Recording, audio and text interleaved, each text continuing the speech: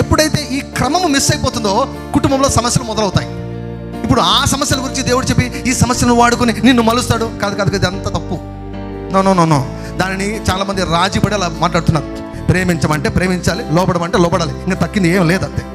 నేను లోబడడానికి ఏమంటే ఇది అంత సులువుగా చెప్ప మాట కాదండి. అది లోబడడం ఏమి ఎవరికి ఇష్టం ఉంటుంది చెప్పండి? లోబడ్డ మనిషిగా పుట్టిన ఎవరికి ఇష్టం ఉండదు లోబడ్డం, ఇంకొకరికి ఎవరికి ఉండదు.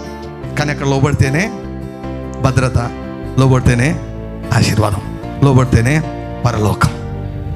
భర్త ప్రేమించాలి, భార్య లోబడాలి.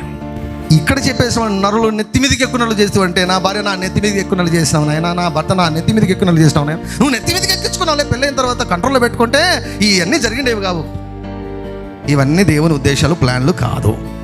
ఒక కుటుంబం ఎలాగ ఉండాలంటే భర్త ప్రేమించాలి, భార్య లోబడాలి, అంతే. It is very very simple.